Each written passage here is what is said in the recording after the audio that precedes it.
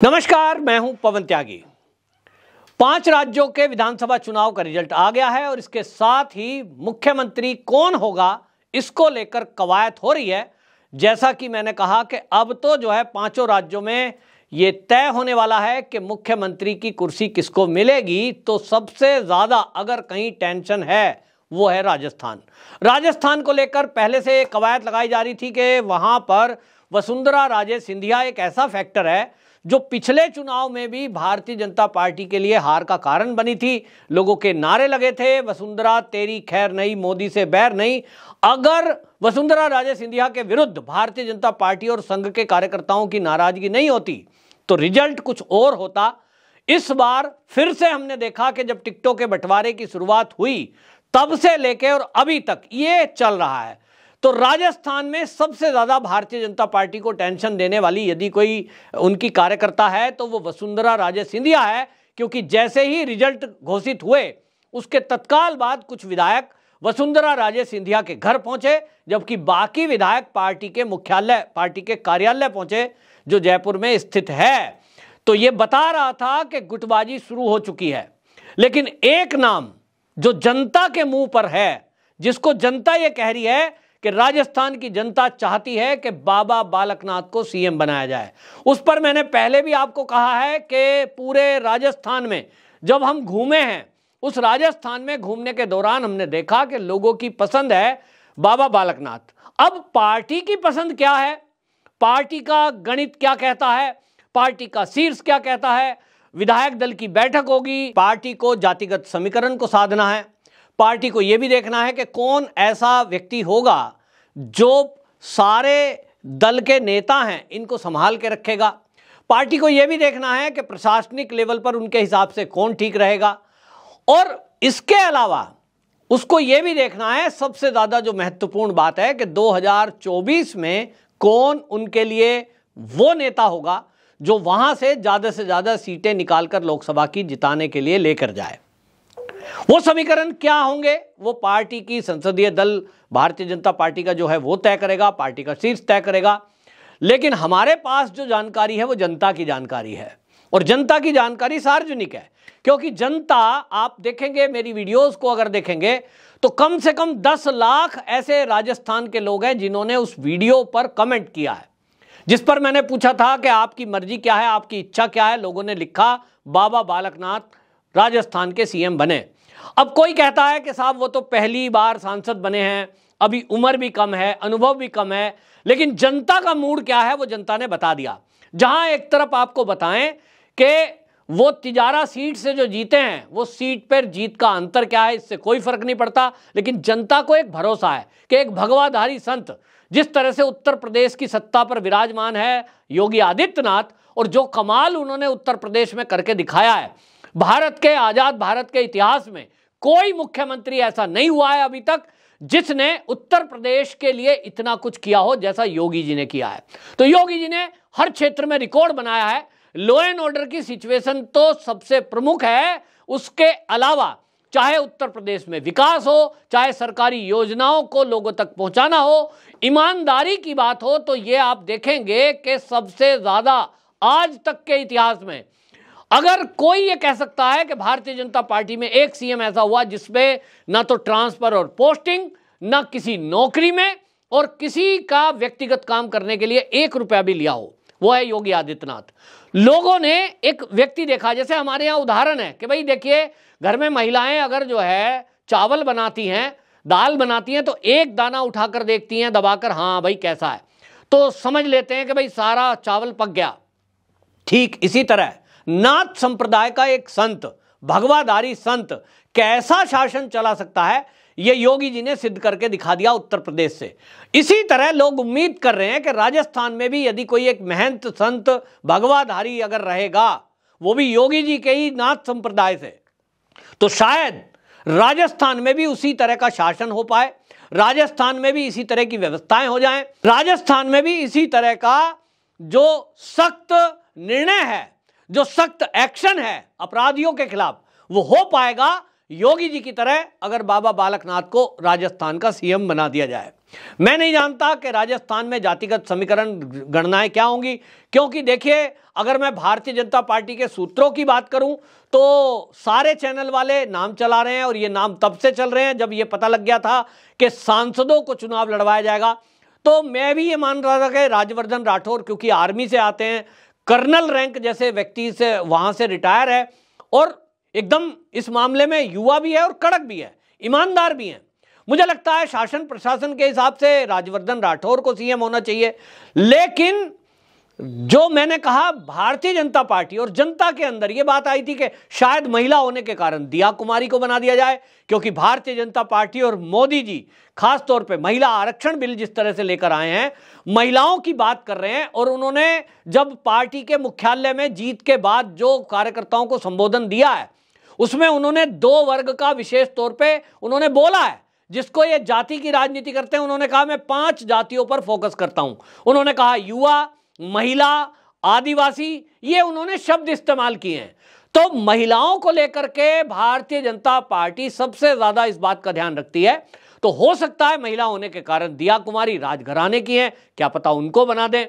लेकिन अगर पार्टी के अनुभवी नेता के तौर पर बात करें, क्योंकि राजस्थान एक टिपिकल प्रदेश ऐसा है कि वहां आप देखिए कभी भी कुछ भी हो सकता है, बागी भी कुछ कर सकते हैं, क्योंकि वहां सबसे ज्यादा निर्दलीय जो विधायक थे आपने देखा, जिनको टिकट पार्टी ने नहीं दिया, निर्दलीय लड़ गए।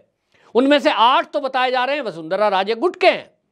अब ऐसे में जहां हालांकि बहुमत आप देखें कि वो 115 है, मतलब आंकड़ा 115 का है, लेकिन अगर उसमें से 15 घट गए तो कुछ भी हो सकता है। और इसलिए पार्टी कोई रिस्क ऐसा नहीं लेगी कि किसी ऐसे व्यक्ति को सीएम की कुर्सी पर बिठा दें जो वहां इन सब बातों को संभाल ना पाए। और इसलिए नाम की चर्चा किसकी हुई, तो नाम की चर्चा वहां पर हुई गजेंद्र सिंह शेखावत की। सीनियर लीडर हैं, पार्टी का अनुभव है, और इसलिए इनको केंद्रीय मंत्रालय दिया गया। अब इनको पार्टी ने जब यहां उतारा तो इसी सोच के लिए उतारा है कि ये अगर पार्टी में कुछ 19-20 चीज होती हैं तो ये राजस्थान की जनता की और राजस्थान के जितने नेता हैं उनकी रग-रग से माफिक है। एक नाम और सामने आया जिसको लेकर चर्चा चली, जब वोटों की गिनती पूरी हुई अचानक से उनकी सिक्योरिटी बढ़ा दी गई, तो एक चर्चा चली भाई ऐसा अचानक से हुआ है। वो है ओम माथुर। ओम माथुर आरएसएस के प्रचारक रहे हैं, वो गुजरात के भी प्रभारी रहे हैं, और इस समय में छत्तीसगढ़ के उनको प्रभारी बनाया गया। छत्तीसगढ़ का प्रभारी बनाया गया तो रिजल्ट सबके सामने है। जिस तरह से अप्रत्याशित जीत भारतीय जनता पार्टी को मिली है छत्तीसगढ़ में, उसका श्रेय अगर किसी को जाता है तो वो प्रबंधन और कार्यकर्ताओं के साथ साथ ओम माथुर को जाता है। और इसलिए यह कहा जा रहा है कि अगर राजस्थान का सीएम उनको बनाया गया तो वो वसुंधरा राजे सिंधिया फैक्टर को भी ठीक कर देंगे, वो विद्रोह नहीं होने देंगे, और क्योंकि उनकी पकड़ एक एक कार्यकर्ता और एक एक विधायक तक है। जहां तक बात करें वसुंधरा राजे सिंधिया की, इनका नाम सबसे आगे चल रहा है कि साहब वसुंधरा राजे तो मानेंगी नहीं, क्योंकि चुनाव के पहले से दिख रहा है। और अभी अभी वसुंधरा राजे सिंधिया ने क्या करा कि जैसे ही वोटों की गिनती पूरी हुई, पार्टी का मुख्यालय, वहां प्रेस कॉन्फ्रेंस हो रही थी, राजस्थान का जो मुख्यालय है, और वसुंधरा राजे सिंधिया अपनी प्रेस कॉन्फ्रेंस घर पे कर रही थी अलग, यानी वो एक विधायक में से एक हैं, लेकिन उनका एटीट्यूड देखिए। वसुंधरा राजे सिंधिया अलग ही प्रेस कॉन्फ्रेंस कर रही थी, और हमने देखा कि वो ये सारे में चर्चा हुई कि भाई कहीं दबाव बनाने की नीति तो नहीं है। और इन सब के बीच मैं आपको बताऊं कि जिस तरह से नाम हुआ, मैंने कहा आरएसएस के प्रचारक रहे हैं ओम माथुर, उनके नाम को चर्चा हुई, और लोगों का कहना यह था कि यदि ओम माथुर को सीएम बनाया जाता है तो वो जातिगत समीकरण को भी साध लेंगे। पुराने कार्यकर्ता हैं, संघ के प्रचारक रहे हैं, एक एक पार्टी के कार्यकर्ताओं तक उनकी पकड़ है, और उनके सामने वसुंधरा राजे सिंधिया भी नहीं बोलेगी।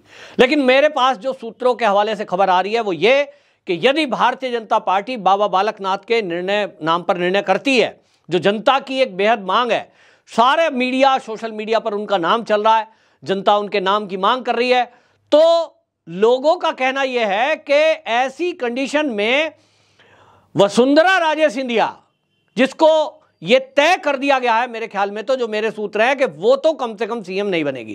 क्योंकि जहां तक मैं भी मोदी जी को समझता हूं, मैं भी अमित शाह की कार्यशैली को जो जानता हूं, मेरा पक्का इतना तो विश्वास है कि ये किसी भी दबाव में नहीं आते हैं, किसी के भी दबाव में नहीं आते, चाहे कितना भी नुकसान क्यों ना हो जाए। और वसुंधरा राजे सिंधिया जिस तरह से नाटक नौटंकी चुनाव के पहले से कर रही है, मोदी जी किसी भी कितना भी बड़ा चेहरा क्यों ना हो, मैं कुछ नाम आपको केंद्रीय मंत्री के अगर याद दिलाऊंगा आपको समझ में आएगा। मोदी जी के मंत्रिमंडल में मंत्री थे, जैसे ही मीडिया में अपने को प्रधानमंत्री का चेहरा बताने की कोशिश उन्होंने की, उनको साइड कर दिया गया, बोला या तो मौन रहो नहीं तो जीरो कर दिए जाओगे, और वो आज मौन है।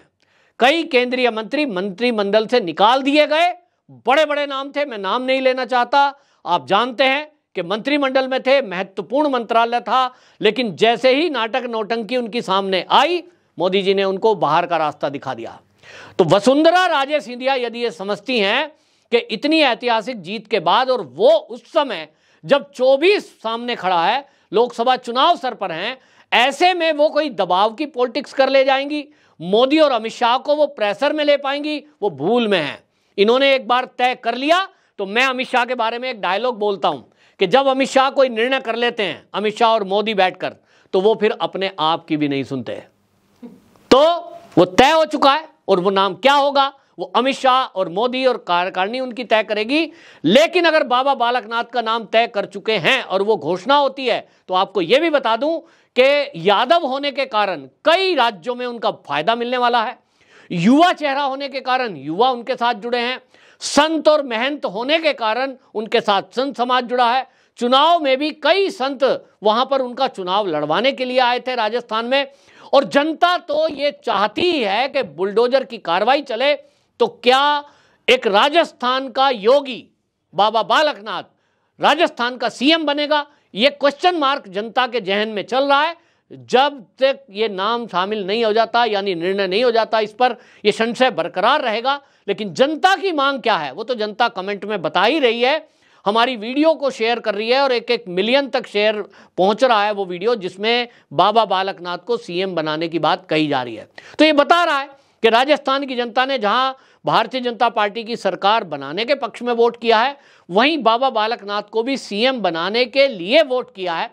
अब पार्टी को अपने हिसाब से निर्णय करना है। लेकिन ये मैं आपको बता दूं वसुंधरा राजे सिंधिया के लिए भी कि ऐसा ना समझें कि आपके कहने से कोई 10-15 विधायक अगर चले जाएंगे और आपके साथ आ जाएंगे तो ये आप सरकार गिरा ले जाएंगे या पार्टी बहुमत में आ जाएगी। ये सरकार जो 115 है ये होने वाला नहीं है, क्योंकि पार्टी का प्लान बी तैयार है, और वो प्लान बी ये है कि कांग्रेस के बड़ी संख्या में विधायक सचिन पायलट समेत भारतीय जनता पार्टी के गुट में शामिल हो सकते हैं, अलग गुट बनाकर भी शामिल हो सकते हैं, या बीजेपी ज्वाइन भी कर सकते हैं। यह खबर मेरे पास सूत्रों के हवाले से आ रही है, हालांकि पुख्ता नहीं है, लेकिन जो वहां कवर करते हैं राजनीतिक विश्लेषक हैं, पत्रकार हैं, उनके जरिए बताया जा रहा है कि अब जिस तरह का अपमान सचिन पायलट का वहां हुआ है, और जिस तरह गुर्जर कम्युनिटी ने अब सचिन पायलट के पक्ष में बीजेपी को वोट किया है, ये बता रहा है कि वो सचिन पायलट अपने जो उनका समाज है वो उनके साथ खड़ा है। और ऐसे में अब कांग्रेस का तो कोई भविष्य दिखाई दे नहीं रहा है।